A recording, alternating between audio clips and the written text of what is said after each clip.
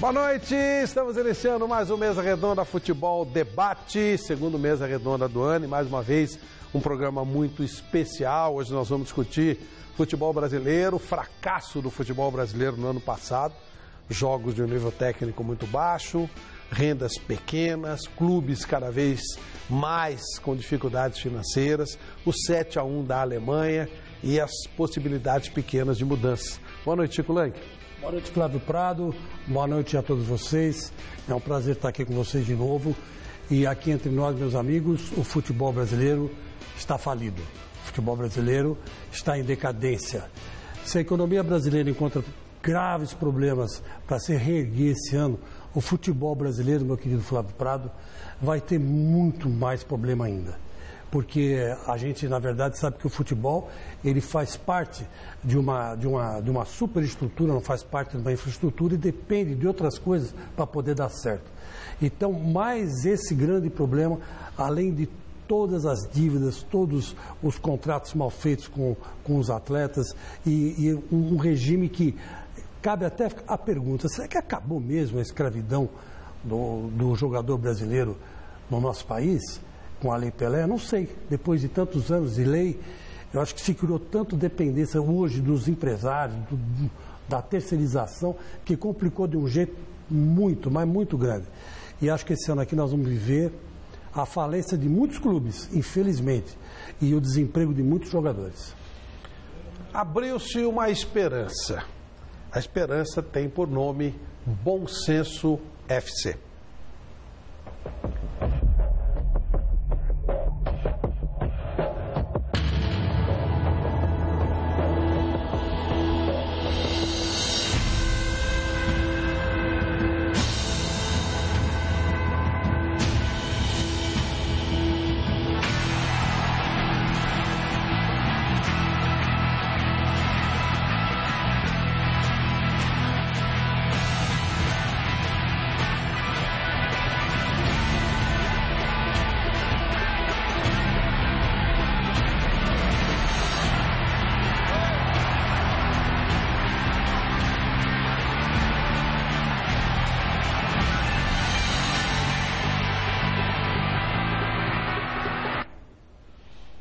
E tudo começou através de alguns craques que se dispuseram a dar a cara à tapa, que se expuseram e que continuam se expondo.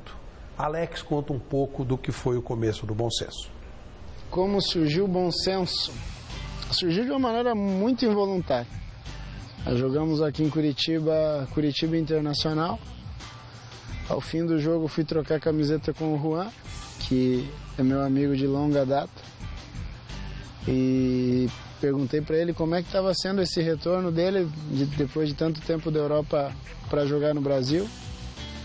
Ele falou das coisas boas, das coisas que estavam sendo difíceis, e por uma coincidência grande, após aquela partida Curitiba Internacional, o Inter teria uma sequência de acho que 5 jogos em 12 dias. Vários rostos importantes estão com o Bom Senso, mas o rosto principal, aquele que mais se expôs, aquele que mais colocou-se à frente do movimento, está conosco essa noite, a gente fica muito feliz por isso. Boa noite, meu caro Paulo André. Boa noite, Flávio, boa noite, Chico, boa noite a todos os telespectadores. É um prazer voltar, participar do programa, rever os amigos e poder falar do Bom Senso, que é quase um filho, né? A gente cuida com carinho, a gente tenta fazer com que as pessoas entendam cada vez mais o movimento, o motivo pelo qual os jogadores se insurgiram para conquistar ou conseguir uma reforma no modelo do futebol brasileiro. E o ano de 2014, mesmo estando longe, mostrou que a gente tinha razão e que o futebol brasileiro tem andado para trás e tem evoluído ao invés de crescer e se desenvolver. E junto com o Paulo André, uma pessoa que tem muita importância em todo esse movimento, até pelo seu conhecimento em termos de política, em termos de coordenação de movimentos. Ele é um cientista político, mas é um homem que se enfronhou no direito esportivo de tal forma que criou toda a parte, digamos, retórica do bom senso para que pudesse apresentar propostas concretas, além dos movimentos dos jogadores dentro de campo. Boa noite, meu caro Ricardo Borges.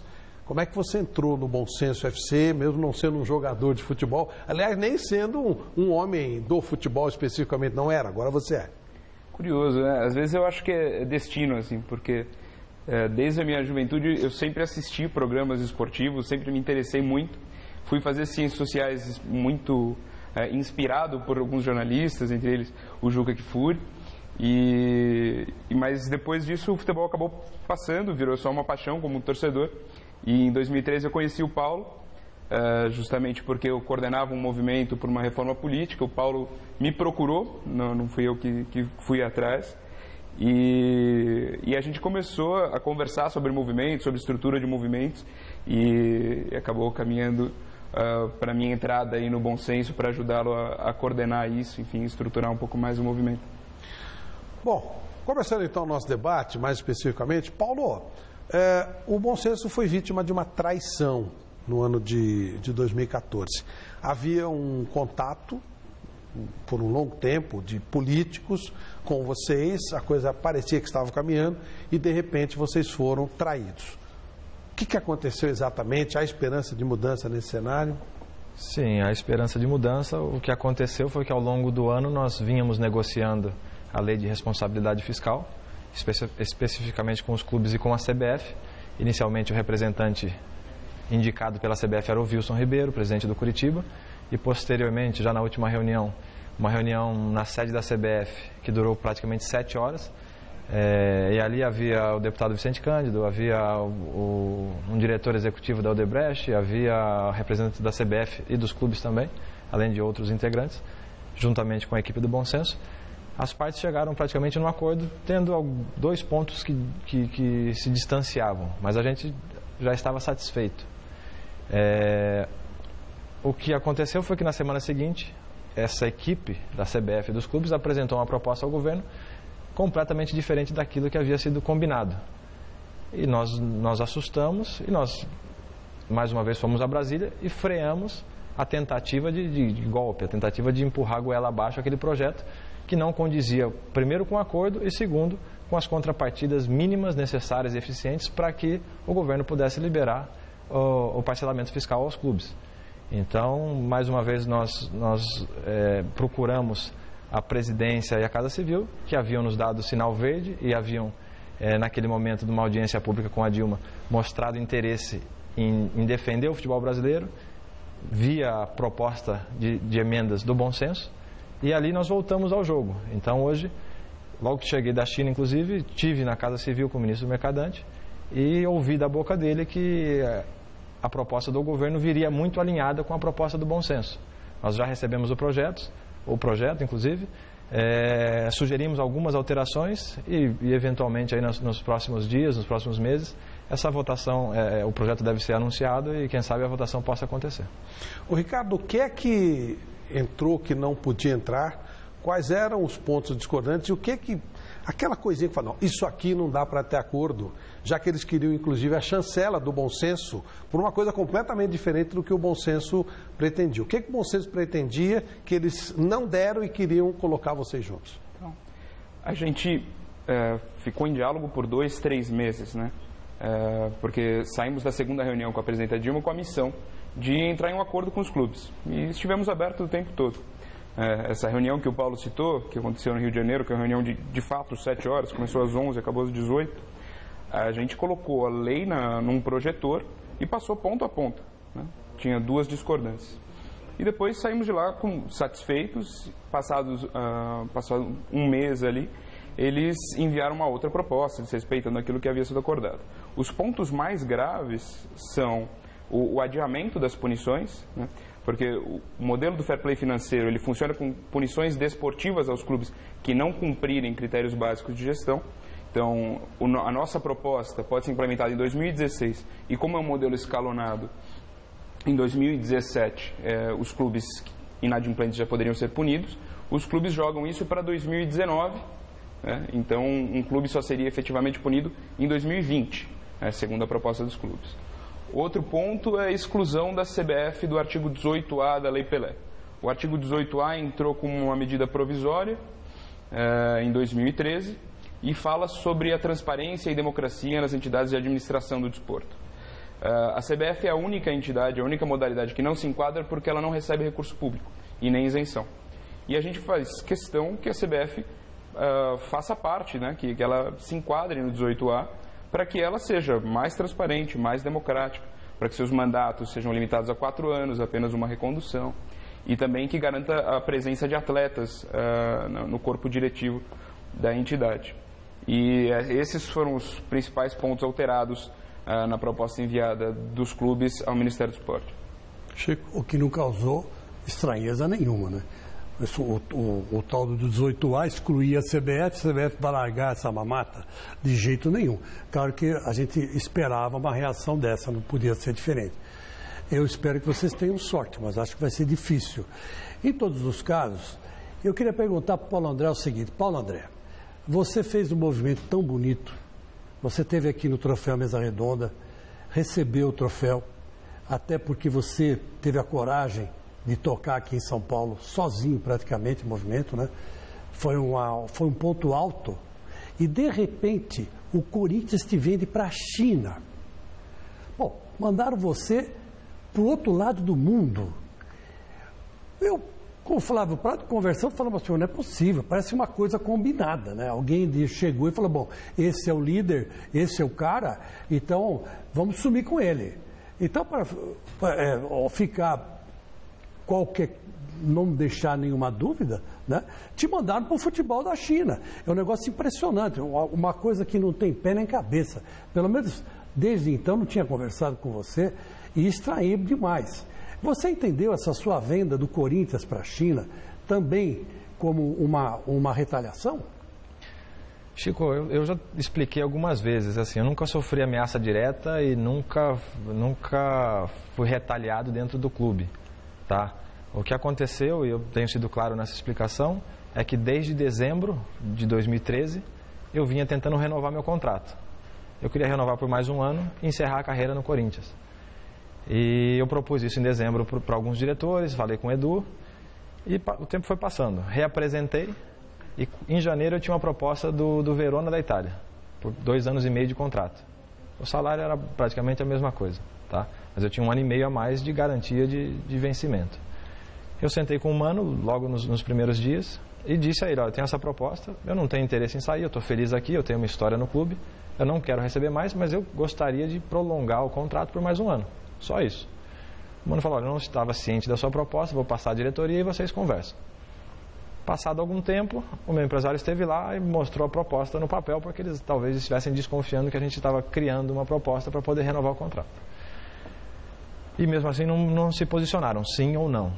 Passou mais um tempo, chegamos em 31 de janeiro, a janela europeia fechou, a proposta da Itália caiu e eu já não tinha mais proposta nenhuma e também não tinha uma posição do Corinthians.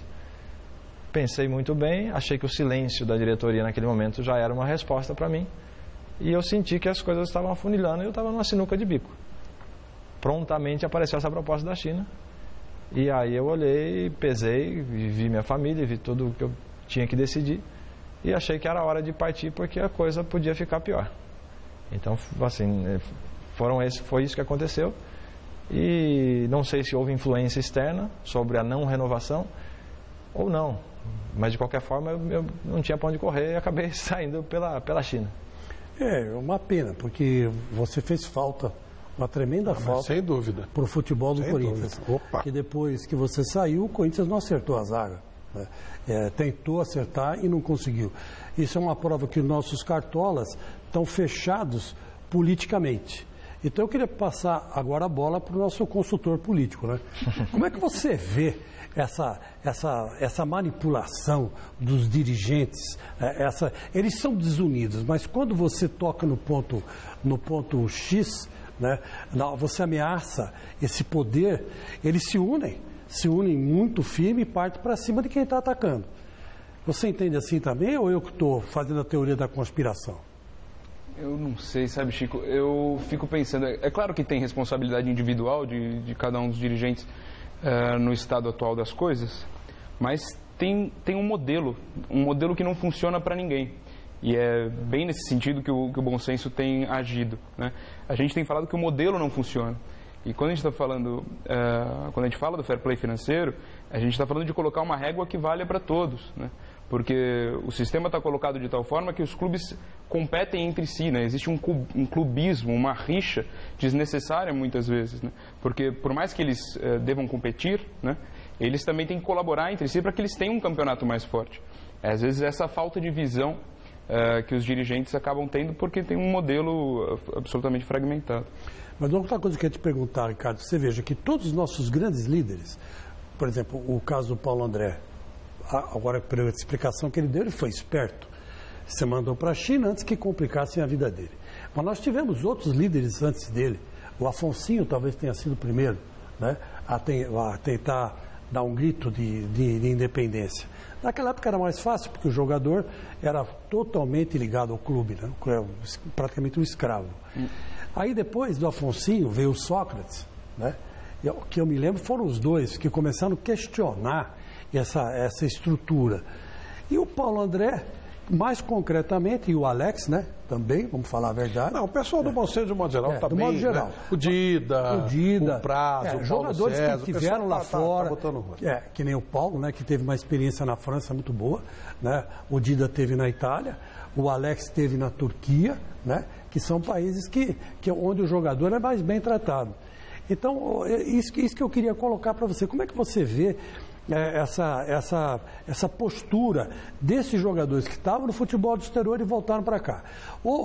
Nesse comecinho de ano, eu vi uma entrevista de um presidente, que eu não vou falar quem para não ficar chato, dizendo o seguinte, que o negócio é parar de importar jogador, porque o jogador chega aqui para criar confusão. Vem com uma mentalidade, quer se impor, né? Contagia os outros e aí fica ruim para negociar salário, ruim para renovar. O cara teve cara de pau de falar isso. Então, eu mais do que nunca te pergunto, o que você está achando? Eu acho que tem dois pontos aí. Um é, os jogadores que foram lá e viram que o futebol pode ser um pouquinho melhor, voltam para cá e se perguntam, pô, será que a gente não consegue fazer nada, né? Por que a gente está tão atrasado? Nós somos a 7ª economia do mundo, a gente deveria ter pelo menos o 4º maior campeonato em termos de faturamento, em termos de público no estádio, né? E tem um outro que, a meu ver, explica bastante o bom senso, que são as manifestações de junho mesmo, assim, né? Que é o aspecto do bom senso que extrapola um pouco o futebol, que são as pessoas se organizando por causas. São cidadãos se organizando por causas porque querem resolver e estão cansados de esperar que a resposta venha de fora, né?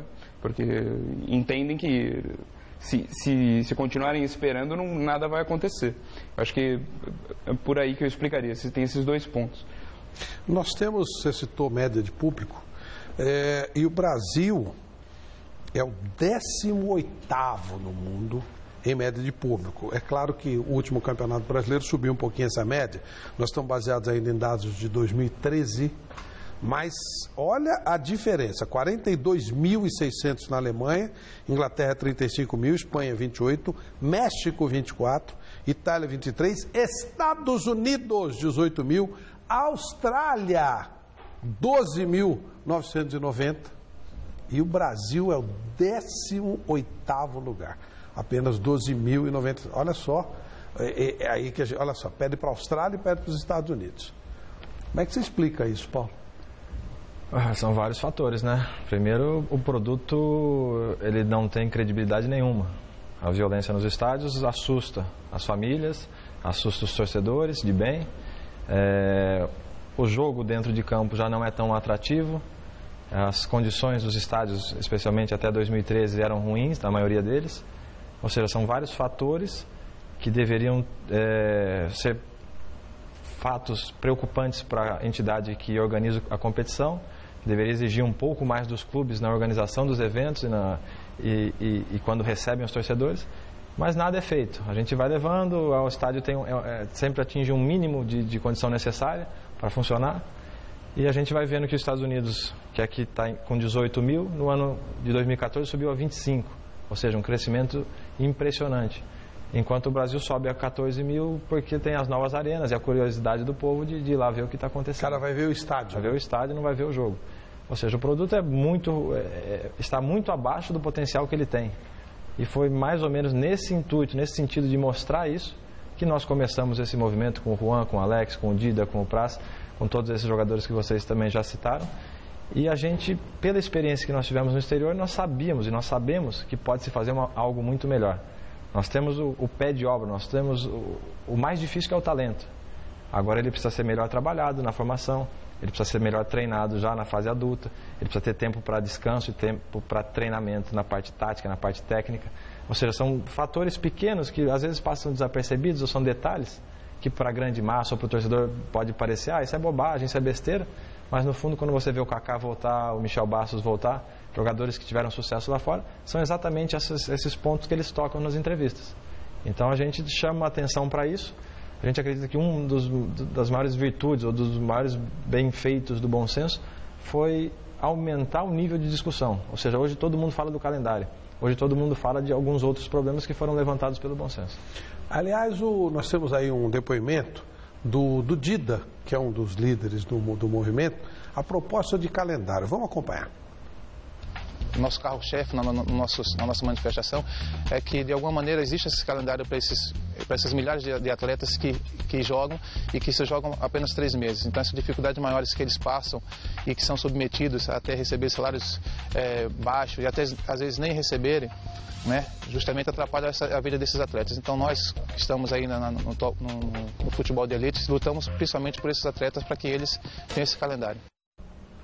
Então, esse é um detalhe absolutamente fundamental. Nós vamos mostrar já alguns gráficos, mas daqui a pouquinho começam os campeonatos regionais. Meu caro Ricardo, você enfiou a cabeça numa coisa toda. Eu não consigo entender o significado, o sentido de campeonato regional. Ou seja, eu até entendo por que é que eles fazem, né? E você, o que você pode nos falar depois de tanta pesquisa? Por que essa manutenção dos campeonatos regionais, que claramente retirou-se o campeonato regional, você tem um calendário brasileiro muito bem composto? Por que se insiste nisso? Tem uma curiosidade aí, que é, quando a gente olha esses dados de presença nos estádios, a gente não coloca os estaduais, né? Se a gente colocasse os estaduais, o Brasil ia cair ainda mais ali. A gente está falando aquilo ali, é só o campeonato nacional. Aquele lá é o campeonato nacional. Então é mais grave do que a gente pensa, né? Ele se mantém por uma questão política, né? Mas também por uma falta de administração superior, que é a falta de visão que a gente fala de maneira geral da própria CBF, né? Os clubes pequenos, né, eles sofrem muito por essa falta de jogos e tal. E quando a gente conta a história do bom senso, a gente costuma contar assim, né? Os jogadores da elite se incomodaram com o excesso de jogos dos clubes de elite e foram pesquisar, quer dizer, por que se joga tanto a mais? E descobriram que o problema era o campeonato estadual. E aí falou, bom, então a solução é cortar os estaduais? Só que quando a gente vai ver um pouquinho mais a fundo, se a gente cortar os estaduais, dos 700 clubes que o país tem, 600 parariam de jogar. Então, só o que geraria de desemprego, né, que não é um emprego muito bom, não é um emprego ideal, porque é um subemprego, né, dura muito pouco. Clubes inativos durante mais de 6 meses, 85% dos clubes brasileiros. Bem dentro do que você está falando. Exatamente. Então, a gente falou, bom, tem um problema então que é mais grave que o excesso de jogos dos clubes de elite, que é a escassez de jogos dos clubes menores, né? Então, vamos pensar um modelo de calendário que contemple os dois interesses, né? Cria um calendário menor para os de cima e mais extenso para os de baixo, né? Porque esses jogos precisam ser espalhados ao longo do ano. O estadual, no nosso modelo de calendário, a gente decidiu manter, porque a gente acredita que os estaduais, eles têm ali um componente cultural brasileiro de preservar rivalidades regionais. Só que a gente deixa um mês de campeonato estadual e o campeonato nacional seria disputado ao longo de outros 9 meses. A grande diferença é que a gente cria uma série E para que esses clubes menores que não teriam um estadual de 3 meses pudessem jogar ao longo de todo o ano, e essa série E seria micro-regionalizada, né? Ela seria disputada em 36 grupos de 16 equipes. Só para explicar, Flávio e Chico, quando a gente propõe essa série E que joga micro-regionalizada... Seria a quinta série. Seria uma quinta série, e as pessoas falam, mas como é que os clubes vão sobreviver a uma quinta série jogando um campeonato? A quinta divisão, a quinta divisão jogando um campeonato nacional. A gente faz uma repartição do Brasil e reduz tanto a distância do confronto dentro da chave dos times, que eles se deslocariam menos do que se deslocariam no estadual atual. Então, assim, foi tudo pensado para que economicamente pudesse ser viável. Agora, o que a gente propõe é que a CBF, que lucra quase 400 milhões de reais, invista nesse futebol, que é quase um futebol social, um futebol de manutenção para irrigar o alto rendimento lá na frente, na seleção brasileira. E outra, ela tem 12, 15, 20 patrocinadores, fortunas sem prestação de conta, sem nada. Esses patrocinadores, isso é normal em qualquer setor, quando a nossa grande TV Globo coloca um clássico, um filme maravilhoso, embutida ela compra um monte de filmes menores, faz parte do conceito. Então esse investimento, esse patrocinador do grande campeonato brasileiro, teria que deixar um pouquinho para essas divisões. E não precisa muito, né? Pela maneira como você falou. Não precisa muito. Nós temos números, nós levantamos, nós apresentamos, mas falta vontade política, falta interesse e falta repartir o bolo, que seria o mais justo e o mais correto. Principalmente porque você dá estabilidade aos trabalhadores, aos jogadores. Qual a categoria que hoje fica 6 meses desempregada? 80% da massa trabalhadora fica desempregada? Nenhuma. Isso é um absurdo. Uhum. E ninguém tem feito nada a respeito disso. Agora, Paulo, me diga uma coisa. Uma das grandes dúvidas que sempre teve no nosso meio, entre jornalistas, é adaptar o calendário brasileiro ao calendário europeu. Até para facilitar a saída dos jogadores para a Europa e não prejudicar os Começar clubes. Com o time e terminar com o mesmo time. Começar com o time e terminar com o mesmo time, e aí o clube que faça o dinheiro que bem entende, que a gente entende que o futebol também é um negócio. Não pode perder isso de vista. Então eu queria saber de você o seguinte, como é que você vê essa tese de adaptar o calendário, como é que o bom senso vê, né? De adaptar o calendário brasileiro ao calendário europeu, por exemplo? Chico, durante o nosso estudo, nós consultamos diversos especialistas, entre eles o Chateaubriand, o Areias, o Amir Somoge, dentre outros estudiosos de calendário especificamente. E todos esses que entendem mais, eles defendem a adaptação ao calendário europeu, tá? No nosso movimento, naquele momento, quando nós fomos fazer uma votação, a adaptação não foi aprovada, ou seja, a maioria venceu por manter da forma como ela é hoje. Por quê, Paulo? Eu acho que talvez a mentalidade dos atletas naquele momento não estivesse preparada, era o início da discussão e a gente seguiu o planejamento de acordo com o que foi. Hoje, um ano depois, a gente entende duas coisas e sinceramente falando é um pouco triste. Nós não temos poder de influência nenhum na mudança do calendário. Pode descer o Papa aqui e falar, olha, isso aqui é melhor, não vai acontecer. E dois, há uma resistência muito forte da Rede Globo com a mudança, porque eles dão a primeira desculpa de que o clima no Brasil nos meses de dezembro e janeiro estragariam o produto, estragariam o espetáculo. Só que os clubes estão jogando até o dia 8 de dezembro e eles voltam a treinar no início de janeiro, ou seja, essa desculpa para mim não serve muito. Outra coisa que eles falam é que há menos audiência nesses meses porque é férias e o brasileiro vai para a praia, se desloca e não está na frente da TV. Então abaixaria o nível de investimento dos patrocinadores. Então assim, não há calendário ideal, não há calendário que agrade a todo mundo o tempo todo. Mas há muitos outros modelos com adaptação ou sem adaptação que poderiam ser muito melhores do que o que está aí. E a gente é a favor, inclusive, de sentar numa mesa, Globo, CBF, clubes, atletas, treinadores, a parte técnica, a parte política e a parte que coloca o dinheiro, para discutir um calendário melhor e se chegar a um consenso. Não, essa colocação, e claro, estou falando de TV Globo, uma das maiores televisões do mundo. Ok, esse argumento deve ser um argumento baseado em estudos, eles é que botam dinheiro na história. A Alemanha, ela para o campeonato por causa do frio, né? E ela consegue ter esse campeonato. Então, poderiam ser criados, por exemplo, torneios de verão, que seriam interessantíssimos, né? Os grandes clubes indo jogar nesses locais de praia, no Nordeste, com transmissão da própria TV. Com transmissão da própria TV e torneios especiais, coisas bacanas. E a gente não prejudicaria, vamos dizer, o grande momento do campeonato dentro desse argumento com isso. Então, nós teremos uma pausa, vamos dizer, perto do Natal.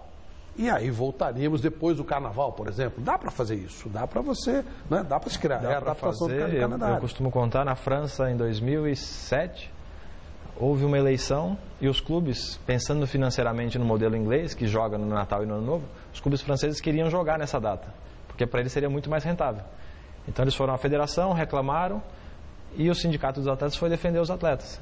Eles passaram de clube em clube perguntando: vocês aprovam essa medida ou não? Vocês querem jogar no Natal e Ano Novo ou não? Os atletas naquele momento optaram por não jogar e parar naqueles 10 dias, ou seja, manter como estava. Depois de muita discussão, eu me lembro de ter recebido uma mensagem do sindicato dizendo assim: conseguimos aprovar o que vocês queriam, ganhamos e não haverá jogo nesse período. Ou seja, mas houve uma discussão, um lado financeiro, um lado técnico e um lado social, pensando no melhor para todos naquele momento. O grande momento da NBA, ou um dos grandes momentos, fora, evidentemente, as finais, é exatamente no dia 25 de dezembro. Você conseguir ingresso para o jogo no dia 25 de dezembro é uma loucura. As famílias vão, né? É um evento familiar, né? Eu imagino dezembro, janeiro com os estádios lotados, porque muita gente não vai à praia, muita gente não tem condição, muita gente está na frente da TV. E o jogo pode ir para a praia. Exatamente. Você lota o estádio de Natal, você lota o estádio de Recife, você lota o estádio de Salvador, ué. O que se pergunta, já que você colocou isso, meu caro Ricardo, é se por acaso as novelas deixam de passar durante as férias. Não deixam de passar, e pelo que me consta, né, não perde audiência. Né? Ou novela, ou qualquer outro produto, não quero ser o dono da verdade, nem criticar a concorrência, a própria Globo, mas me parece que dá para adaptar o futebol. E outra coisa que vocês colocam em pauta, que eu acho muito importante, eu gostaria que eu ouvisse o Ricardo a respeito, que você é um cientista social, o horário do jogo, os horários dos jogos. Agora com o pay-per-view, né, tem jogo que começa às 7h30, tem jogo que começa às 9h, tem jogo que começa às 9h30 e tem jogo que começa às 10h. Eu queria saber como é que o bom senso vê esse horário, que é um negócio meio maluco, né? Eu me lembro que o Palmeiras, o ano passado, teve 3 ou 4 jogos seguidos às 7h30. Então era um sufoco, acabava o programa aqui às 7h, todo mundo corria lá na redação para ver o Palmeiras. Mas aí é problema nosso, né? Mas em todo caso. Não, é problema nosso, mas eu estou dizendo, mas é porque o jogo é muito cedo. Sim, sim. Né? Então como é que o bom senso vê esse horário também, contando com pay-per-view e TV aberta? Tem uma questão também curiosa aí, porque tem um argumento da Globo, que é a Globo só coloca o jogo das 22, só virou o jogo às 22 porque a novela foi empurrada em função da censura. Quer dizer, como você não pode, como o conteúdo da novela não é mais apropriado, ela vai ficando mais tarde, né? Tanto é que a gente chamava antigamente de novela das 8, né? Que hoje começa oficialmente às 9. E ela foi empurrando o futebol em cima disso. Tá aí uma explicação bastante interessante, que nem a Globo deu, né? Quer dizer, empurrar porque a novela virou um pega-pega danado, né? O mocinho pega a mocinha, pega a avó da mocinha, pega a mãe da mocinha, aí depois pega o namorado da mocinha, porque tem essa também. Então acho que agora entendi. Então quer dizer que é a censura, né? Essa é uma das explicações. A moral e os bons costumes empurraram. E a outra explicação é de que, mesmo colocando as 22, a maior audiência que a Globo tem é na quarta-feira à noite com o futebol. É muito maior do que com o domingo à tarde. Então para a Globo, que enfim, é uma das empresas mais interessadas no futebol brasileiro, não representa problema algum. Muito embora represente um problema muito grande para os torcedores, né? Nós fizemos no nosso site uma pesquisa para entender por que esse público nos estádios é tão baixo, e a coisa que, a segundo elemento que mais apareceu, o primeiro a violência, claro, né? Era o horário de jogo. É impressionante a insatisfação das pessoas com esse horário. Inverter, por exemplo, a gente está falando de novo de uma das maiores televisões do mundo. A Globo tem as suas explicações e essa é uma explicação que você entende pelo lado da Globo. Acabou, e ela que banca a conta. E inverter o jogo começar às 8 e a novela às 10. Aí teria que mudar o Jornal Nacional e... não, tranquilo, é só falar com o pessoal lá, Marcelo Campos Pinto, super aberto. Não, então, para os jogadores, voltando ao ponto inicial, seria muito melhor que o jogo fosse mais cedo. Sim, né? O Paulo pode falar muito melhor que eu, mas eles vão dormir que horas depois da partida? Mas aí eu acho que é muito mais pelo torcedor e pelo horário do transporte público e o trabalhador que vai chegar em casa às 2, 3 da manhã para trabalhar no dia seguinte, ou seja, é uma preocupação. Lógico que para a gente também acabar meia-noite, dormir às 5 e daqui a pouco, 3 dias depois você tem jogo, a recuperação ela é prejudicada. Mas aí, sem dúvida nenhuma, 99% seria pelo torcedor e pelo trabalhador que precisa trabalhar no dia seguinte. O que aconteceu agora no metrô, né? Na Arena Corinthians, né? Teve que mudar o horário. Quer dizer, o transporte muda em função do jogo. e não o jogo em função do transporte. Né? Um outro ponto que se fala muito, e a gente já disse aqui várias vezes, daqui a pouco nós vamos mostrar as dívidas aproximadas dos clubes, dentro dos limites que nós temos. Mas fala-se muito que o atleta é um marajá, como diria um lastimável ex-presidente do Brasil. Que o atleta ganha muito, e que ganha muito e chora muito. A realidade que nos é mostrada é um pouco diferente. Vamos dar uma olhadinha com relação à média dos atletas. O menos de 2 salários mínimos, 82% dos atletas. Desempregados, 15%. Acima de 2 salários mínimos, e aí podendo chegar ao infinito, é apenas 0,3%. E aí, Paulo, como é que dá para mudar essa situação? Menos de 2 salários mínimos, numa profissão que não é aquela profissão que você tem 35 anos, muitas vezes não tem como se aposentar. Esse eu acho que é um problema muito grave. No fundo, a levantada de bola para essa questão ela é fundamental para a sociedade, para o menino pobre que sai de casa com uma ilusão ou com um sonho de ser jogador profissional e mudar sua realidade social. A gente tem esses números que são assustadores. Eu convivi, ou seja, eu saí de casa com 14 anos e morei em alojamento até os 20 e estou no futebol desde então. E vi que 99% daqueles que tentam chegar ao sucesso caem antes de conseguir um salário digno de um futebolista, como é mostrado nas grandes mídias. 99%. A Universidade do Futebol tem esses números, ou seja, de cada 3 mil meninos que tentam fazer teste nos grandes clubes, apenas um passa. E desses uns que passaram, 5% atingem o nível profissional, que aí ele entra nessa estatística de 2 salários mínimos. Ou seja, a gente tem uma ideia... Então, pera lá. 3 mil tentam, um entra, desses uns que entram, 5% atingem o nível profissional. E aí ele passa a ganhar 2 salários mínimos. Exatamente. Essa conta mais fácil ganhar na Mega Sena. Mais de 2, né? A gente está falando... Não, menos de 2. Até 2, ele entra nessa estatística. Exato. Até 2, aí depois que ele eventualmente vai evoluir. E aí a gente tem uma conta, que aí é o professor Medina que diz que mais ou menos 1 em 1 milhão conseguirá parar e viver da renda que ganhou durante a carreira de atleta profissional. Porque... 1 de 1 milhão? Porque se você com menos de 2 salários mínimos, você trabalha, 15 anos... E você não tem praticamente nada. O cara que ganhou essa média de salário. De vida para... Então, quer dizer, deixa eu ver se eu entendi. Nós temos hoje no Brasil quantos habitantes? Quase 200 milhões. Quase 200 mil. Milhões, né? 200 milhões. Então, desses 200 milhões, nós temos 200 pessoas que podem chegar nisso. Que pode chegar onde o Paulo André chegou. A gente tem esse número agora na última semana, nesse último mês, saiu uma pesquisa. Então, 15.200 atletas profissionais inscritos nas federações e na confederação, 12 mil recebem até 2 salários mínimos, e aí você tem um salto, 65, apenas 65, apesar de ser um número importante, recebem mais de 300 mil reais por mês. Então, por aí você tira a base de quantos realmente deram certo. Evidentemente que 65 atletas, num grupo de quantos? De 15.200. Nossa, muito pouco, hein? Pois é, assim, é assustador o valor que eles recebem, e isso é discutível, tá? A gente até concorda. Mais de 300 mil num Brasil do jeito que ele está hoje é um pouco assustador. Mas mesmo assim é muito pouco perto do que os torcedores, do que o grande público pensa do jogador profissional. Eles acham que todo jogador é milionário, que todo jogador é marajá, como diria o ex-presidente. Ou seja, a gente diz que é uma grande fábrica de ilusão, não é uma fábrica de talento. E o país do futebol frustra mais do que dá alegria. E aí nós temos o seguinte quadro, bem a grosso modo, né? Nós temos um futebol onde, bem ou mal, a arrecadação aumentou no ano passado. Então nós temos uma televisão que a gente já discutiu, que obviamente fatura com o futebol. O patrocinador que se investe é porque fatura com o futebol. Alguns jogadores ganhando um bom salário com o futebol. Então, nós temos alguns jornalistas ganhando um bom salário com futebol, Chico Lang, que não está aqui para não deixar a gente desmentir.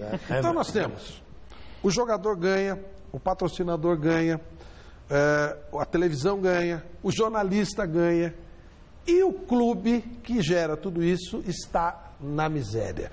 Vamos ver algumas coisas, alguns dados aí, por exemplo, da evolução da dívida dos clubes brasileiros. A partir de 2008 nós temos um gráfico aí que mostra isso. Olha só, em 2008 devia-se, no total, 2 bilhões e 700 milhões de reais. Hoje não, o último gráfico que nós temos, 2012, 2013 ainda não está fechado, pelo menos não que a gente tem aqui, 4 bilhões e 750 milhões. Meu caro Paulo André, como é que todas as pontas do futebol brasileiro, de uma certa forma, ganham, e algumas muito bem, e os clubes, os geradores disso tudo, vivem uma realidade dessa que é terrível. Se fosse uma coisa séria, boa parte desses clubes já estariam fechados, falidos, é que não se leva a coisa a sério. Como é que se explica isso? Só tem uma resposta, é gestão. A gestão é muito ruim, ela é amadora, e os dirigentes que praticam essa má gestão não são responsabilizados pelos seus atos. Então, a gente tem uma sequência de erros ao longo das últimas décadas, e hoje esse montante, se não me engano, trata somente de dívida fiscal, ou seja, a trabalhista ela é praticamente do mesmo tamanho, então dobra o problema. Aí você tem dívida privada com os bancos, ou seja, está quebrado. O futebol brasileiro está quebrado e os clubes só não falem porque não podem, porque são instituições inquebráveis, né? E é exatamente por isso que a gente defende o fair play financeiro, limitando, a gente chama o custo do futebol de teto salarial, ou seja, o clube poderia gastar 70% do que arrecada com o departamento profissional. E os 30% que sobram serviriam para pagar dívidas, investimento em infraestrutura, investimento na base, etc. e tal. Agora me diz uma coisa, nós atletas defendemos um teto salarial e os clubes, os dirigentes, não. E essa foi uma das coisas que eles tiraram na proposta. Como é que você justifica isso? O atleta aceita ganhar, entre aspas, menos e o clube não aceita. Exatamente. E aí, por quê? E quando ele sai na entrevista, ele fala, a culpa dos clubes quebrados é de vocês que ganham 800 mil reais. Ou seja, eles ficam jogando para a plateia, eles fazem frases populistas e a gente não consegue a adesão popular para poder vencer essa causa. Evidentemente que eles não querem fechar a torneira porque alguém está sendo privilegiado com essa torneira escancarada.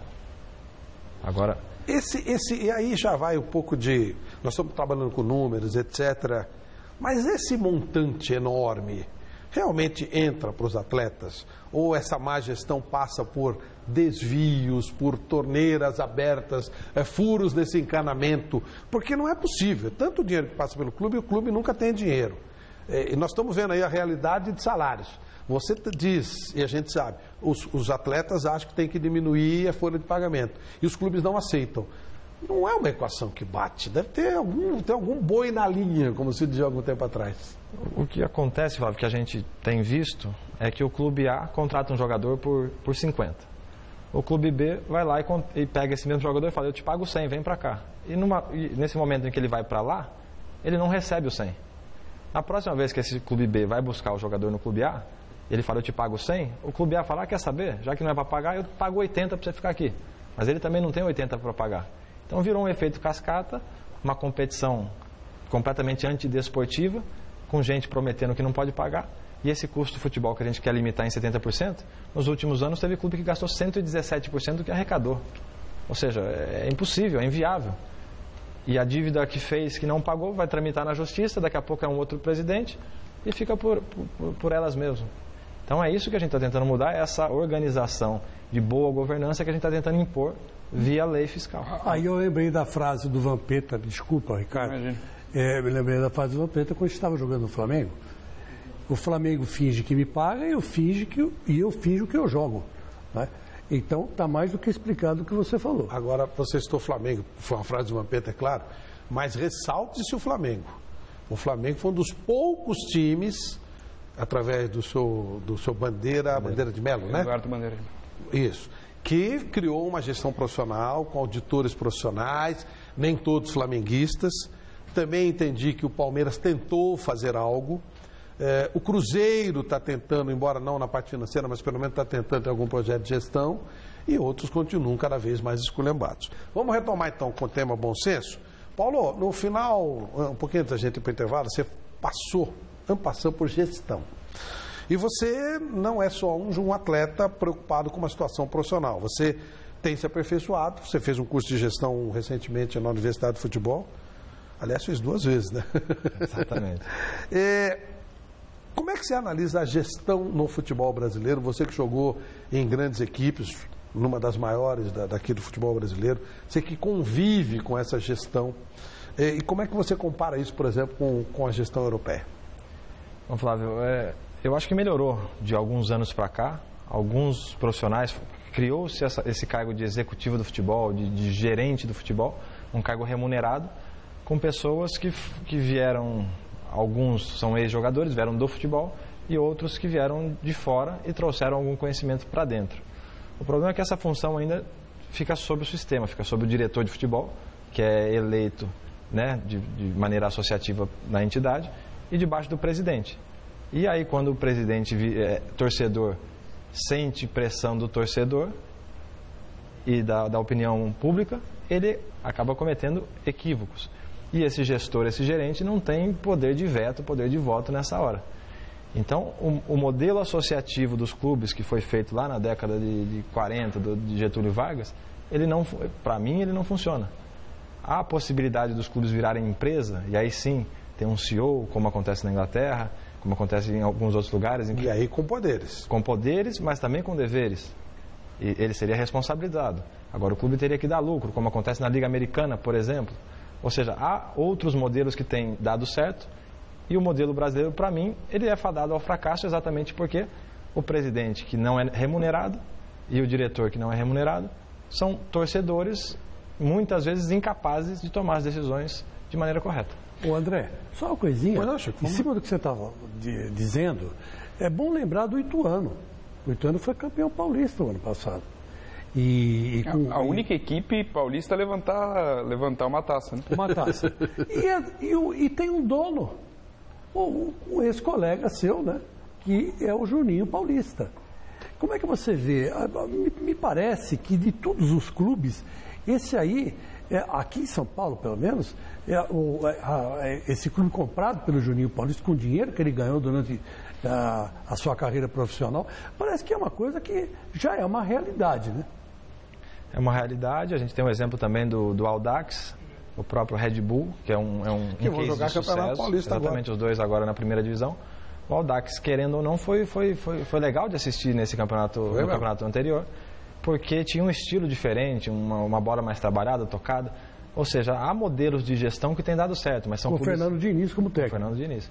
Mas são clubes empresa que optaram por fazer parte de um outro modelo e pagam impostos e tem algumas outras dificuldades que os clubes associativos não têm. A gente, inclusive, discutindo algumas vezes, a gente pensou em propor que os clubes que se tornassem empresa tivessem os mesmos benefícios fiscais dos clubes associativos, tentando trazer alguns clubes associativos a serem empresa, melhorando sua gestão e respondendo por seus atos. É uma das propostas, é uma das possibilidades que a gente acredita que possa dar essa viradinha no futebol brasileiro. Mas eles não querem, né? Evidentemente que eles não querem, porque eles não querem se responsabilizar. Então, o que te faria, Chico? Vou te perguntar. Agora é minha vez de perguntar. O que te faria ser presidente de um clube no qual você não ganha um tostão, no qual você recebe uma pressão absurda e no qual ele tem uma dívida de 200 milhões? Por que você vai assumir isso? Só por paixão? Não. Eu assumiria por interesse também. Mas você já viu algum presidente entrar mais ou menos e sair sem nada? Não, nunca vi. Pois é. Pelo contrário, a grande maioria entra sem nada e sai com muito. Infelizmente, essa é a grande realidade do futebol brasileiro. Agora, eu jamais aceitaria ser presidente de um clube. Eu, por exemplo. Não aceitaria. Até porque você é muito passional, como eu também sou. Não dá, né? Seria a primeira cara que você ia trazer pro Corinthians era o Tevez. Não, e pagando qualquer dinheiro. Volta, Carita Tevez! Eu ia chegar aí, não dá. Quanto que é? Aí eu pagava e... Não, você dava um cheque em branco falando preenche e vem. Preenche e vem. Então, quer dizer, aqui não tem condição. Por isso que eu acho que a gestão é importantíssima. E se tem aqui o Juninho Paulista, porque também tem outra coisa, né, Paulo? De todos os ex-jogadores, o único que meteu não meteu o pé pelas mãos foi o Juninho Paulista. Isso é importante deixar claro, Chico, porque a gente acha que, pela experiência que nós tivemos dentro de campo, a gente é capacitado para gerir um clube, para ser treinador, para ser formador. E, na verdade, se a gente não se capacitar no pós-carreira, a gente está também prejudicando o futebol. Claro. Então, essa consciência dos atletas A gente imagina um dia criar selos, como acontece na Espanha, na França, na Alemanha, para que os treinadores possam dirigir o sub-12, o sub-15, o sub-17, o sub-20 até a primeira divisão. Isso acontece nos países europeus, por isso a elevação do nível técnico. E aqui não, aqui o jogador parou, ele pode ser monitor, ele pode ser treinador. A gente acredita que ele possa, que ele tem alguns direitos, até porque ele não teve tempo para se educar, para se preparar. Mas, ao mesmo tempo, há de se ter um mínimo de cursos de preparação para que ele atinja esse nível. Citamos aí, o Chico citou o caso do Nil, cito o caso do César Sampaio, gerenciando o Joinville, que foi um sucesso em 2014, vai disputar Campeonato Brasileiro em 2015. Por outro lado, o querido Roberto Dinamite, maior artilheiro da história do Vasco, foi uma tragédia, a ponto de trazer uma tragédia maior, que foi trazer de volta o Eurico Miranda e consagrado. Porque o clube ficou pior que o Roberto. Você pergunta o Vascaíno se ele prefere o Roberto. Volta nos braços do povo. Né? Que é um horror, que você não sabe o que ele pode fazer. Bem a propósito, Ricardo, você que é o consultor do Bom Senso FC, você conversou com muita gente, você sentiu os modelos de gestão, você colocou situações, ouviu pessoas. Você citaria os clubes que você sentiu no Brasil bem geridos? Temos isso ou não? Difícil responder essa aí, viu? Porque a gente costuma saber se o clube foi bem gerido depois de algum tempo, né? Porque hoje mesmo eu não tenho acesso a todas as contas, enfim, não tenho os dados abertos, é difícil fazer essa avaliação, né? Alguns clubes são campeões e depois de 2 anos caem em função de uma má gestão de coisas que a gente não via naquela época, né? Agora, concordo plenamente que é preciso rever o aspecto de gestão do esporte. Essa questão de clube-empresa é uma questão bastante delicada, porque se a gente olhar os clubes com maior faturamento, né, se a gente pegar o Manchester, Real, o Barcelona, o Real e o Barcelona continuam clubes associativos, né? E nem por isso lucram menos, tem um superávit menor. É possível ter gestão profissional. De vez em quando aparece o Sandro Rossell que dá de saltos consideráveis, né? Agora, tem o risco do clube empresa, que é de você deixar um milionário chegar ao Brasil, comprar um clube e transformá-lo em sabe-se lá o quê. Como já aconteceu aqui, na verdade, mesmo que o clube não sendo empresa. Mas não seria uma boa possibilidade você criar essa situação dentro de determinadas normas? Por exemplo, eu aplaudiria de pé se o Abramovich baixasse hoje em São Paulo e comprasse a Portuguesa. Que está aí, foi vendida da série A, a vaga foi vendida, está numa situação terrível, estão querendo acabar com o patrimônio que o doutor Oswaldo Teixeira deixou lá, ou seja, está acabando, a Portuguesa está sendo destruída pelos caras que estão lá. Se chega um abençoado de um Abramovich com aquilo que a Portuguesa tem, mas dentro de normas, claro. Você não acha que seria também um caminho? Tem uma alternativa bastante interessante que foi encontrada em Portugal. Quer dizer, para você preservar o clube associativo, né, você cria o clube empresa, mas deixa a maior parte das ações com os membros, com os fundadores, os sócios do clube associativo. Então você garante que ninguém venha de fora, compre o clube completamente e tome as ações, né? Eu queria mudar um pouco de assunto e entrar num tema bastante delicado. Delicado por quê? Porque o Paulo André já foi vítima, né, de um ataque, quando estava no Corinthians, de uma torcida uniformizada do clube. E eu queria entrar nesse detalhe. Como é que o Bom Senso vê a torcida uniformizada e como vocês do Bom Senso analisam a hipótese de se fazer agora, com essas várias arenas que fizeram pelo Brasil, aqui especificamente em São Paulo, nós temos o Corinthians tem estádio, o Palmeiras tem estádio, São Paulo tem estádio e o Santos tem o Pacaembu, se quiser, né? São os 4 grandes, né? A possibilidade de se fazer os clássicos com torcida única. O jogo de ida é num estádio, o jogo de volta é no outro. E não ter, como é na Argentina, né? Não ter a torcida adversária. É melhor não usar a Argentina como referência. Né? É melhor não usar. Mas, enfim, é assim que acontece lá. E aliás, foi o nosso querido Castrilli, grande Castrilli, que instituiu isso lá que é um ex-árbitro de futebol, que instituiu até para tentar diminuir o primeiro item que aparece no problema que vocês pesquisaram, que é a violência. Inclusive, a nossa terceira bandeira é voltada para a violência no estádio, para o torcedor de bem. A gente passou algum tempo desenvolvendo, a gente tem algumas ideias, apresentou o projeto para algumas empresas.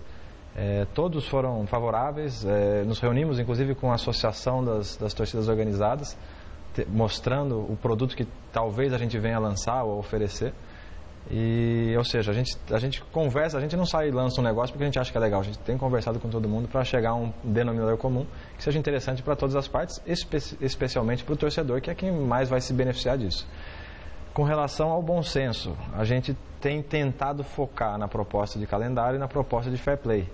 Então, assim, se eu falar sobre a questão das torcidas organizadas, sou eu, Paulo André, pessoa física, que estou falando.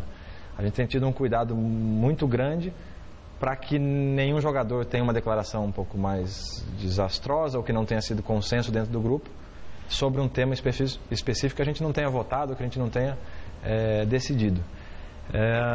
Eu acho, agora falo como pessoa física, tá? Vocês chegaram a votar esse item, não?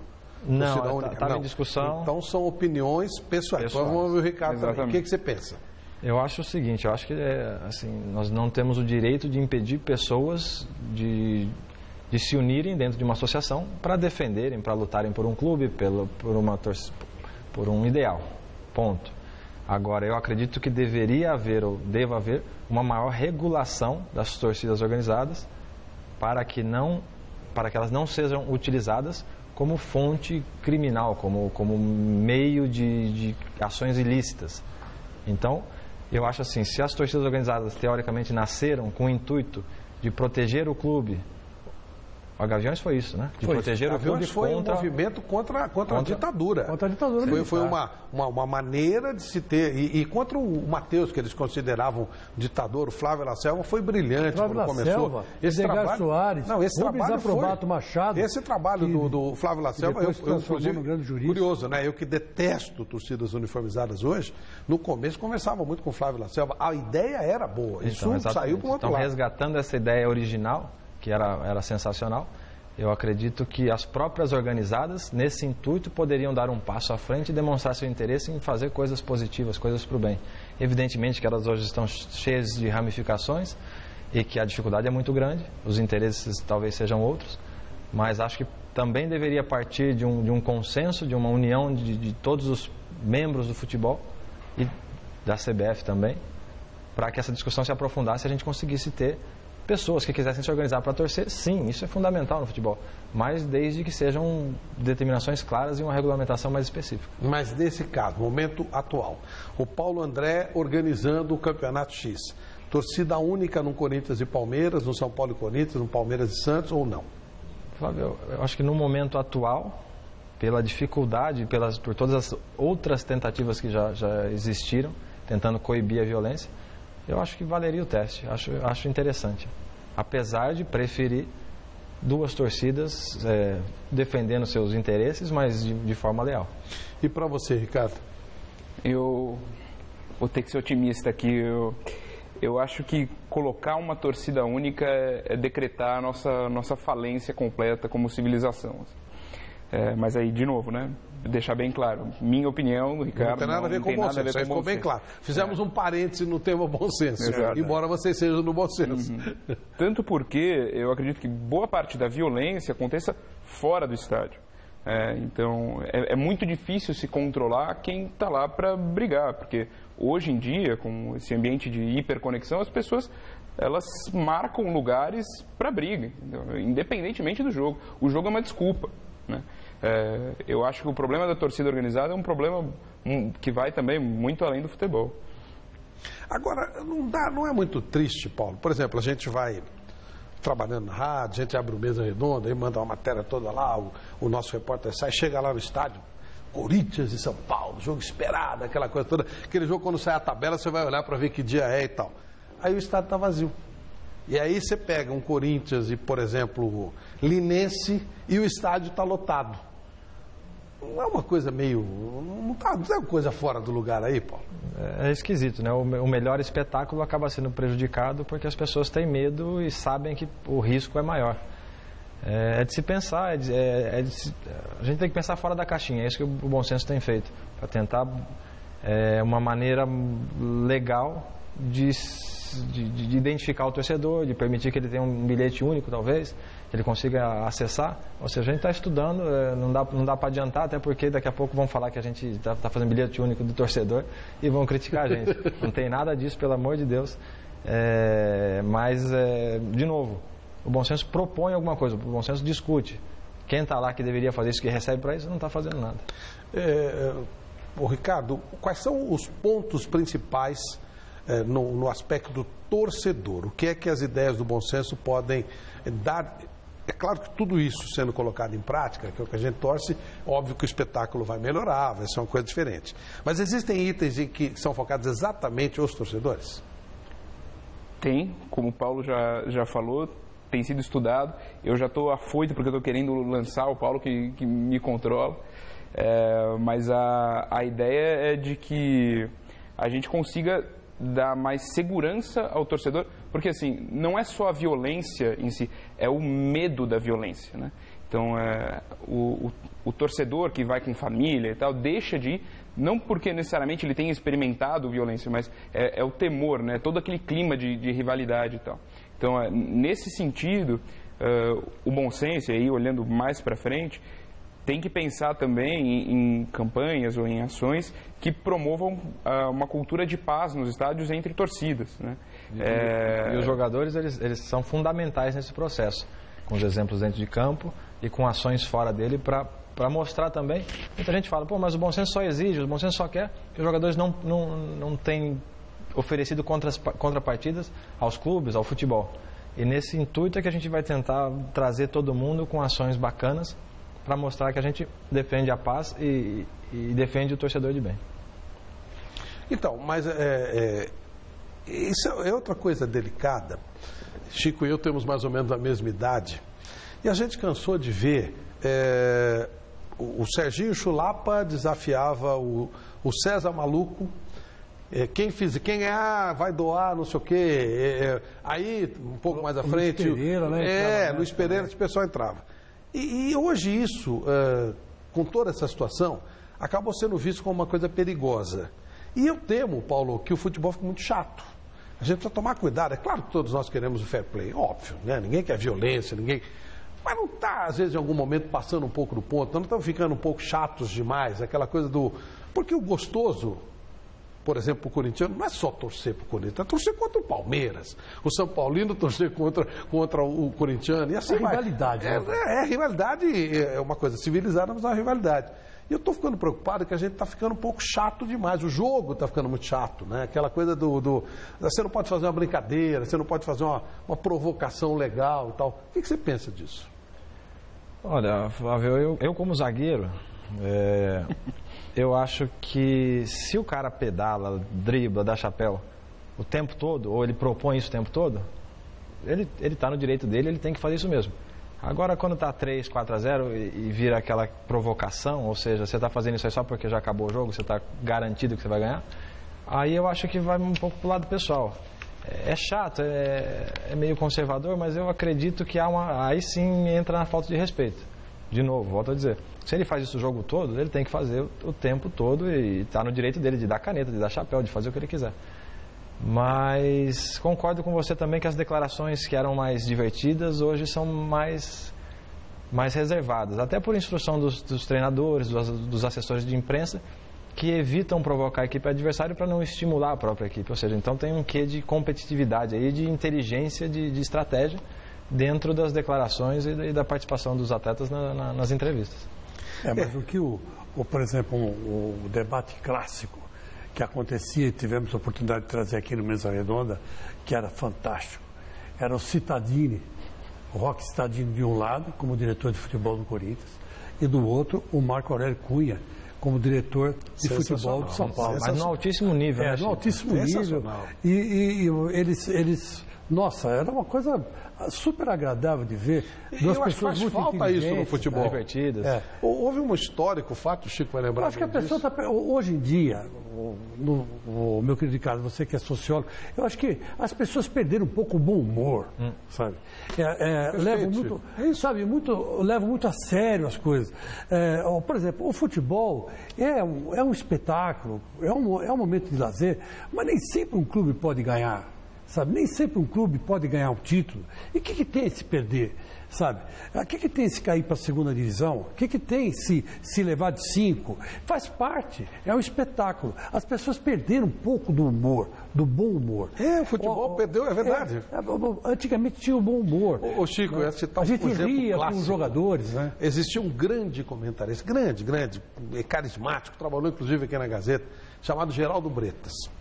E o Geraldo Bretas, nos anos 70, cismou que o Mirandinha, que era um grande jogador do Corinthians, que foi para o São Paulo, era um grosso.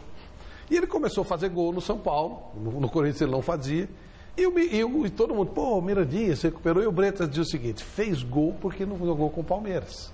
O Palmeiras tem Luiz Pereira e Alfredo. E não vai fazer gol no Palmeiras. E começa aquele negócio, porque ele é bom, porque não é, tal, diz, tá bom. Se o Mirandinha fizer gol nessa zaga do Palmeiras, eu corto o meu cabelo, corto careca. Bom, não precisa nem dizer que o Mirandinha fez 2 gols. Isso parou São Paulo. Parou São Paulo. Sabe quem cortou o cabelo dele? O Mirandinha. Quer dizer, um negócio absolutamente sensacional. Esse tipo de o que o Chico falou, bom humor. Flávio, o Bretas não tinha nada contra o Mirandinha, não é? Uma coisa, poxa. Flávio, aqui aconteceu uma coisa com menor repercussão, mas foi comigo. O Corinthians jogava, era o Corinthians do Tite, o jogo começando a carreira.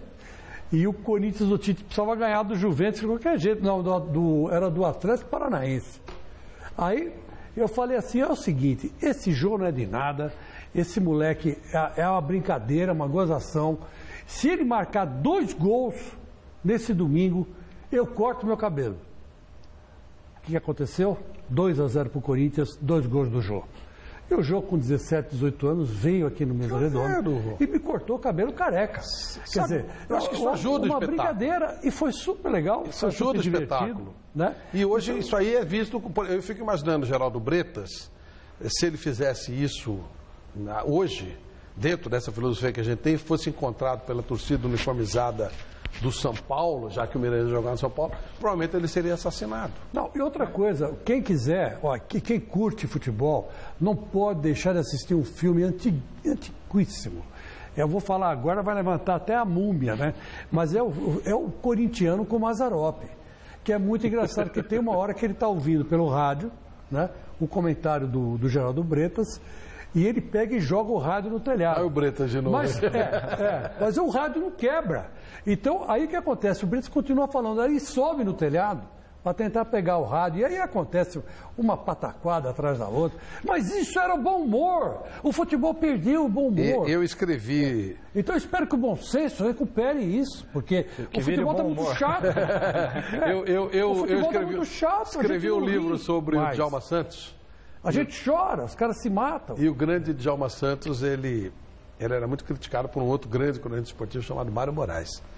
E aí eu fui perguntar para o Djalma como é que ele encarava, o que ele tinha a dizer para o Mário Moraes, que já tinha morrido.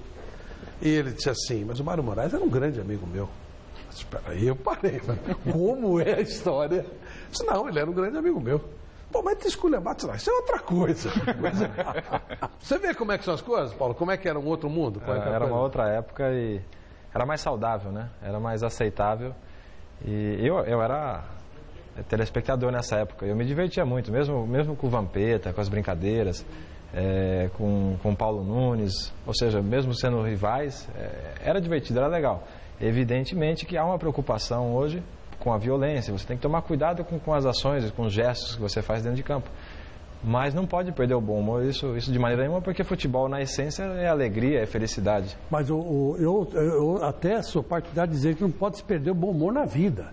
Porque se o dia que você perder o bom humor na vida, o que você vai fazer? Você vai viver de depressão e angústia? Não pode. Então, eu acho que um dos desafios que eu acho que o bom senso tem que ter é recuperar esse bom humor. Mais um desafio para a gente colocar embaixo do braço. Essa bem abstrata. Mas você sabe que eu acho que ainda tem muito bom humor, assim, sobretudo nas mídias sociais. Assim, você tem algumas... A mídia social é sensacional. Eu não sei se vocês já viram o Olé do Brasil. O Olé do Brasil é ano passado, quando o Palmeiras inaugurou o estádio e contra o Sport, estádio fantástico do Palmeiras, o Palmeiras perdeu o jogo por 2-0. Acabou o jogo, mas 15 minutos depois eu recebo um cara mostrando declarações do time do Palmeiras. Agora somos invencíveis. Aí gol do Ananias. E assim por diante. O Ananias Park, né? Essa coisa aqui precisaria voltar. Agora, voltando ao tema bom senso. Agora, outra coisa, só mais uma coisinha, para encerrar esse assunto e partir para outro. Veja bem, no nosso tempo não tinha a mídia, mas tinha o bar. Então você ia para o bar, você encontrava os seus amigos e era fantástico. Você ficava ali 4, 3 horas debatendo, conversando, falando de futebol.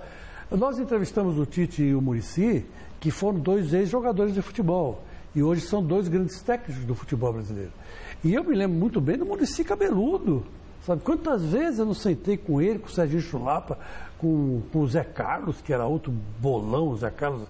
Os caras falam aí de tanto meio campista, mas o Zé Carlos como meia-direita era sensacional, né? Era estupendo. E esse trio jogava junto, né? Então, quer dizer, me lembro do Chicão, do São Paulo, que eu cobria o São Paulo. Eu sempre repito, vou repetir de novo, eu, o Flávio Prado e o Antero Greco, o Flávio Prado pela Rádio Gazeta, eu pelo Notícias Populares, o Antero Greco pelo Estadão, nos conhecemos cobrindo São Paulo, éramos setoristas do São Paulo. E esses caras todos estavam lá, era muito divertido, era muito engraçado. Ricardo, voltando a propostas e colocações, e marketing? O marketing no futebol, que é um ponto altamente rentável no mundo inteiro. Aliás, as grandes ligas, no caso da Alemanha, por exemplo, divide os valores, a Champions, a Premier League também divide os valores de maneira equitativa para todos os times, a Major League Soccer também, e a diferença está na maneira como você cativa o seu público, nas coisas que você vê, nas ações que você faz. Como é que vocês estão analisando o marketing no futebol brasileiro? A gente tem uma proposta que a gente levou, inclusive, à primeira reunião que a gente fez com a presidenta Dilma, que lá nós falávamos sobre a lei de responsabilidade fiscal, sobre a democratização da estrutura esportiva, e o terceiro ponto era o Plano Nacional de Futebol. Era a criação de uma pesquisa que fosse contemplar os principais aspectos do futebol, porque o que a gente sente é que, e a gente que convive na área esportiva, especificamente no futebol, é que são vários seminários, várias iniciativas, sempre isoladas, discutindo melhorias, discutindo projetos, mas que elas nunca estão vistas de forma integrada, né? Então, uma das áreas que nós gostaríamos de pesquisar mais a fundo é o marketing, né? A gente vê algumas ações de marketing que são muito legais, são feitas por clubes. Se não me engano, é o Vitória que fez aquela campanha do sangue rubro-negro, né? Que era uma campanha de doação de sangue, que o sangue vermelho ia subindo na camisa, né? De acordo com... Que é uma campanha fantástica, eles ganharam vários prêmios com isso. Você tem iniciativas legais, mas ainda existe muito receio por parte dos dirigentes em inovar, né? De pensar em iniciativas diferentes e às vezes até em copiar aquilo que já está sendo feito lá fora. Ou coletivas, né? Iniciativas coletivas que seriam bem legais. Porque a gente tem um problema que é a gente achar que o nosso futebol é imbatível, né? Que a gente vê em declarações, o Marco Polo falou há pouco, que o futebol brasileiro não precisa mudar, porque nós somos os melhores. Deu para ver na Copa do ano passado. Exatamente. Então, falta um pouco de humildade da nossa parte, de olhar ações de fora e de replicar aqui mesmo e adaptar de acordo com o público, né? Eu acredito que tem muito a progredir na área de marketing e pode aumentar ainda mais a receita dos clubes. O Paulo, a gente falou do profissional, falamos de salários, mostramos os percentuais. E os meninos e a base no futebol brasileiro, o Bom Senso chega a esse ponto, ele começaria a ter uma aplicação mais direta no atleta profissional, ou dá para chegar em alguma coisa desde o comecinho, quando o menino vai começar a ganhar um certo espaço, eventualmente tornar-se um profissional? E antes de você responder essa pergunta, você diria que as equipes de base do futebol brasileiro, na verdade, são ou são as caixas pretas do nosso futebol?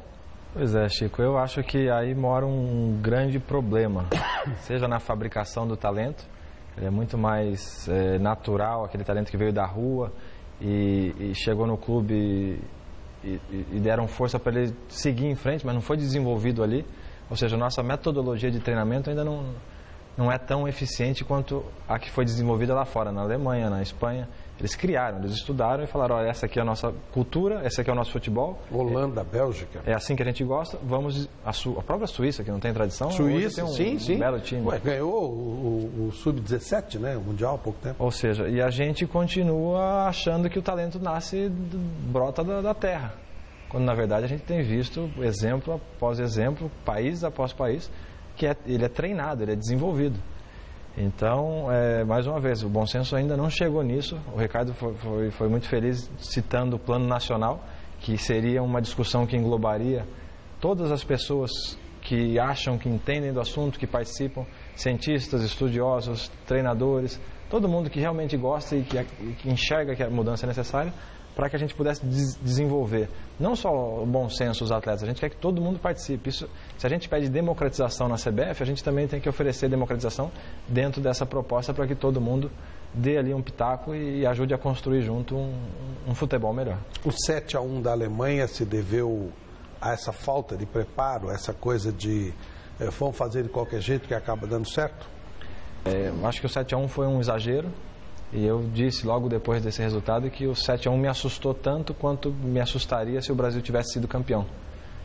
Ou seja, eu não acreditava no título do Brasil e também me assustei com o 7-1 porque acho que não era para tudo isso. Mas sem dúvida nenhuma a Alemanha está muito melhor preparada do que o Brasil e se jogar algumas vezes deve ter supremacia sobre a seleção brasileira. Mas voltando à pergunta do Chico, com relação às categorias de base, eu acho que é ali que mora o perigo, ou seja, a formação é ruim, o desperdício de ser humano é enorme e como não há imprensa, como não há uma fiscalização forte, como há nos resultados das equipes profissionais, é ali que há o maior desvio de interesses, empresários, agentes, transferências para o exterior que ninguém fica sabendo, comissões que também ninguém vê. Ou seja, eu acho que a gente teria que ter um pouco mais de atenção ali e discutir uma regulamentação nova para toda essa molecada, o primeiro contrato profissional, etc. e tal, porque eu acho que é por ali que a gente começa a acertar. E eu tenho uma pergunta, porque eu não posso deixar de fazer para o Ricardo. Como é que vocês, do bom senso, encaram a atuação de alguns empresários no futebol? E o jogador pizza, né, que tem sei lá quantos empresários são donos de passes de jogadores que estão aparecendo agora. Por exemplo, Malcom no Corinthians. Ou de repente tem já 5, 6 empresários donos dele. Então, como é que vocês veem essa fatia, esse jogador que parece uma pizzinha? É curioso que essas novas tecnologias dão espaço para uma coisa muito curiosa, né? Eu vi uma iniciativa de um empresário que está colocando portfólios de jogadores no seu site e qualquer um pode entrar lá e falar, bom, eu quero tanto do passe daquele jogador, vou investir tanto para ele. E vai fazendo apostas ali, da mesma forma como se aposta em qualquer outra ação, de qualquer outra... bolsa de valores do jogador. Exato, você aposta e você pega uma porcentagem do passe.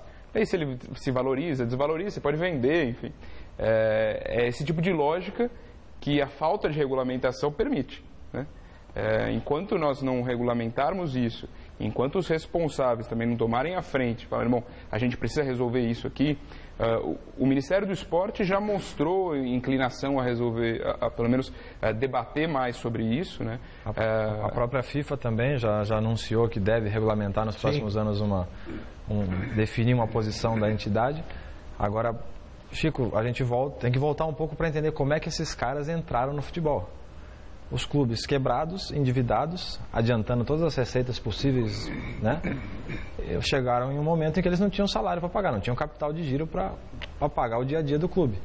E a estratégia foi, olha, eu tenho um ativo aqui e eu estou precisando de dinheiro agora, alguém está interessado? Ou seja, a má gestão gerou a entrada desses caras. E evidentemente que é um meio lucrativo, que é uma coisa boa. Se você tivesse um ativo bom, você ia vender? Você ia repartir com alguém? Não, a gente não. Se você tivesse dinheiro para manter isso para você? Mas como você não tem dinheiro, você precisa fazer girar. E esse é o grande problema. Então a gente fala, a culpa é dos empresários, a culpa é dos investidores. A culpa de novo, volta ao mau gestor que deixou o clube nessa situação. Então a gente tem que zerar tudo, fazer o fair play e depois regulamentar como é que esses caras podem ou não participar das fatias dos jogadores. Bom, muita colocação inteligente, muita coisa bacana foi colocada aqui. Você pode concordar, discordar, enfim, você deve estar debatendo aí na sua casa também. E a Gazeta começa esse ano, Mesa Redonda começa colocando posições. Semana passada ouvimos os treinadores, hoje ouvimos o Bom Senso FC, que no meu conceito é a única esperança que nós temos de efetiva melhoria no nosso futebol. E é claro que daqui a pouco a bola começa a rolar, esse tema fica um pouco à margem, a gente entendeu que era muito importante debatermos com profundidade esse tema que a gente não vai deixar de lado, mas esse é o momento certo para conversarmos sobre esse tema, sobre futebol. Ricardo, obrigado pela sua presença conosco, obrigado por dividir o seu conhecimento com a gente. Tomara que você seja feliz nessa consultoria geral que você está dando para o nosso futebol. Você é um homem formado em ciências sociais, mas que está bem influenciado no futebol e mostrou tudo isso para a gente. Obrigado, Ricardo Borges. Obrigado, Flávio. Obrigado, Chico, Paulo. Obrigado pelo convite. Espero voltar aqui com boas notícias para o mundo do futebol, para os apaixonados por futebol. Meu querido Paulo André, obrigado por atender o nosso convite, primeiro, nesse seu período de férias aqui, e segundo, obrigado pela luta, né? Essa é uma luta das pessoas de bem do futebol. O mal é muito unido. Isso a gente vê, a gente nota nas eleições aí do futebol, que eles se unem muito mesmo. Então as pessoas de bem têm que se unir um pouquinho também para ver se a gente consegue alguma coisa em comum. Obrigado e que você seja muito feliz também nesse 2015. Obrigado, Flávio. Obrigado a oportunidade de voltar aqui, rever os amigos. É uma luta ingrata e, parafraseando lá Martin Luther King, que dizia que ele não tinha medo do mal, dos corruptos, dos ladrões. O que ele tinha medo, o que assustava ele era o silêncio dos bons. Eu acho que vem muito a isso que você disse. Nós somos muitos, os bons, os que querem o bem, mas a gente fica quieto, a gente deixa passar e a gente deixa de lutar.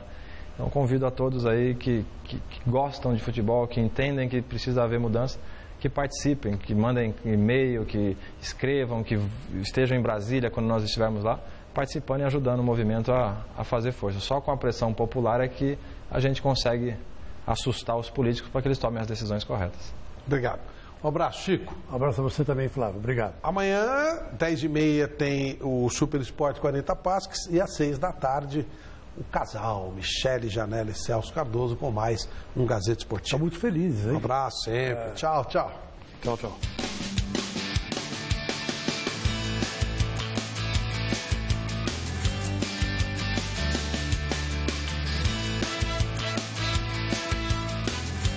Confira as novidades do mundo da bola no Super Esporte. Amanhã, 10h30 da manhã.